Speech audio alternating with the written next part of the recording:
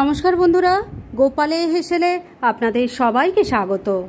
আজকে আমি কাঁচকলা দিয়ে একদম ইউনিক একটা নিরামিষ রেসিপি আপনাদের সাথে শেয়ার করছি। যেভাবে আজকে আমি রান্নাটা করেছি সেইভাবে যদি রান্না করেন, যারা কাঁচকলা খেতে পছন্দ করে না তারাও কিন্তু চেয়ে চেয়ে খাবে। সেটা একবার ট্রাই করলেই বুঝতে পারবেন। তাই চলুন সময় নষ্ট না করে রান্নাটা করে ফেলি। আজকের এই দারুণ টেস্টি নিরামিষ রান্নাটা করার জন্য আমি এখানে দুটো কাঁচকলা ভাগ করে নিয়ে তারপরে সেদ্ধ করে নিয়েছি, আর তার সাথে একটা আলুও সেদ্ধ করা আছে। এবার প্রথমেই সমস্ত কিছুর খোসাটা ছাড়িয়ে নিচ্ছি। সমস্ত সবজিগুলোর থেকে খোসা ছাড়িয়ে নিয়েছি। এবার এগুলোকে ভালো করে ম্যাশ করে নিচ্ছি। সেদ্ধ করা সবজিগুলোকে ভালো করে ম্যাশ করে নিয়েছি। এবার এই বাটিটাকে আমি কিছুক্ষণের জন্য ঢাকা দিয়ে এক সাইডে রেখে দিচ্ছি আর নেক্সট স্টেপের দিকে এগোচ্ছি। আলু কাঁচকলা তো ভালো করে ম্যাশ করে রেখে দিয়েছি। আর এবার মিক্সির জারের মধ্যে নিয়ে নিয়েছি প্রায় 1 কাপ পরিমাণ মুগ ডাল। এই মুগ ডালটাকে আমি ঘন্টা 2 গরম জলে ভিজিয়ে রেখেছিলাম। এবার এই ডালটা বেটে নেব, তবে বাটার সময় কিন্তু এর মধ্যে কোনো রকম জলের ব্যবহার করবেন না। যদি দেখেন যে খুব অসুবিধা হচ্ছে তাহলে 1 চামচ মতো জল দিতে পারেন, তার বেশি নয়। তাহলে এটা বেটে নিয়ে তারপর আমি নেক্সট স্টেপের দিকে এগোবো। মুগ ডালটা দেখুন ভালো করে বেটে নিয়েছি।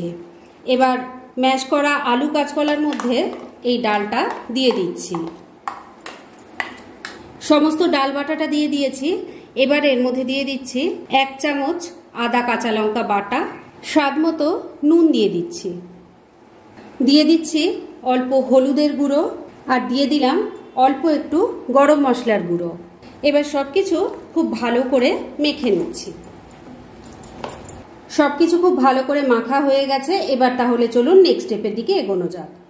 এবার মূল রান্নাটা শুরু করছি। সেজন্য কড়াইয়ের মধ্যে সর্ষের তেল গরম হয়ে গেছে। এবার যে মিক্সচারটা তৈরি করে রেখেছিলাম তার থেকে ছোট ছোট বড়ার আকারে এখানে দিয়ে দিচ্ছি।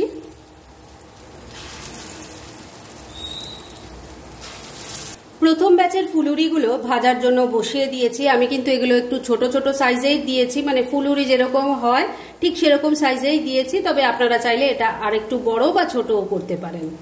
যাই হোক, এবার এগুলোকে মিডিয়াম ফ্লেমে রেখে উল্টে পাল্টে লাল লাল করে ভেজে নিচ্ছি। প্রথম ব্যাচের ফুলুরিগুলো দেখুন উল্টে পাল্টে সব লাল লাল করে ভেজে নিয়েছি। এবার এগুলো তুলে নিচ্ছি, আর এইভাবে সব কটা ভেজে নিয়ে তারপর নেক্সট স্টেপের দিকে এগোচ্ছি। কলার সমস্ত ফুলুরিগুলো দেখুন ভেজে তুলে নিয়েছি। এবার যতটুকু তেল আছে তার মধ্যে দিয়ে দিচ্ছি অল্প নুন, দিয়ে দিলাম অল্প হলুদের গুঁড়ো। এবার এর মধ্যে একটু আলুর টুকরো ভেজে নেব, তাই দিয়ে দিলাম। আমি এখানে একটাই বড় সাইজের আলু নিয়েছি, সেটাকে লম্বা লম্বা সরু সরু করে কেটে নিয়েছি। এবার আলুর টুকরোগুলোকে ভালো করে ভাজা ভাজা করে তুলে নেব।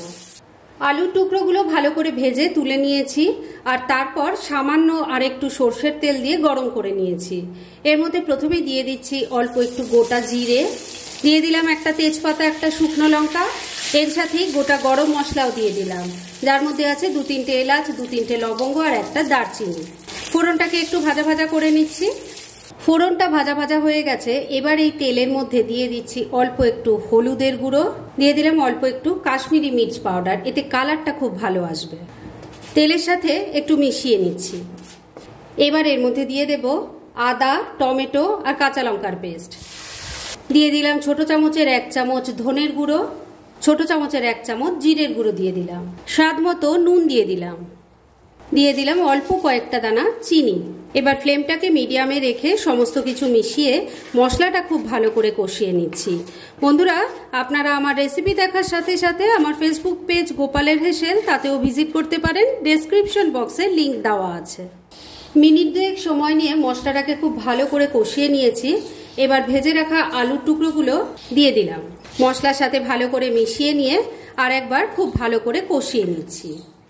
মশলার সাথে আলুটা মিশিয়ে নিয়ে মিনিট 2 সময় নিয়ে আবারও খুব ভালো করে কষিয়ে নিয়েছি। এবার গ্রেভির জন্য জল দিয়ে দেব।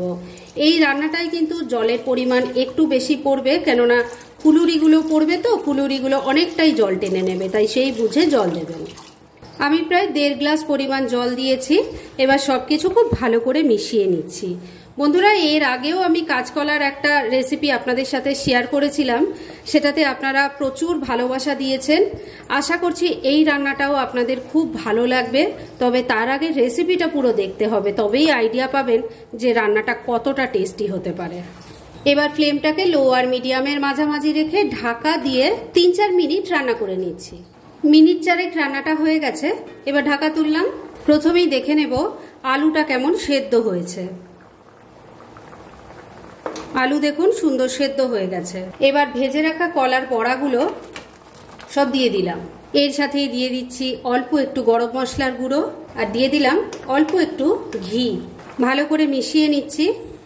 এই কলার বড়া বা কলার ফুলুরি যাই বলেন না কেন, এগুলো দিয়ে কিন্তু খুব বেশি সময় রান্না করা যাবে না, কেননা তাহলে এগুলো খুব নরম হয়ে যাবে আর গ্রেভিটা পুরোটাই টেনে নেবে, যেটা দেখতে বা খেতে কোনোটাই ভালো লাগবে না। তাই 3টে গোটা কাঁচা লঙ্কা দিয়ে দিলাম গন্ধটা ভালো হওয়ার জন্য।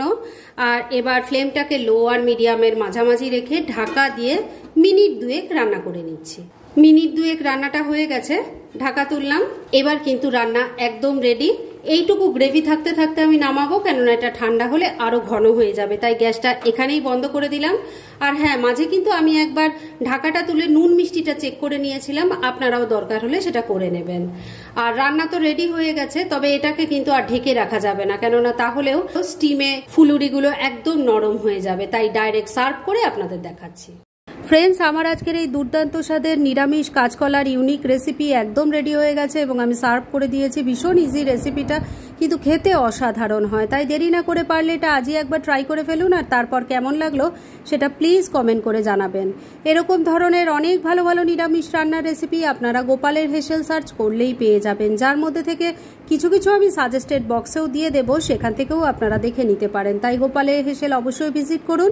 আর আপনারা কেমন ধরনের রেসিপি চাইছেন সেটাও কিন্তু আমাকে জানাতে পারেন। আমি চেষ্টা করব সেই সব রেসিপিগুলো আপনাদের সাথে শেয়ার করার। আর আমার আজকের এই রেসিপি যদি আপনাদের ভালো লাগে আর ইউজফুল বলে মনে হয়, তাহলে যারা এখনো আমার চ্যানেলটাকে সাবস্ক্রাইব করেননি তারা প্লিজ সাবস্ক্রাইব করুন। তাহলে আজকের মতো এখানেই শেষ করছি। পরদিন আবার এরকমই কোনো ভালো রেসিপি নিয়ে চলে আসব। আপনারা সবাই খুব ভালো থাকুন, সুস্থ থাকুন।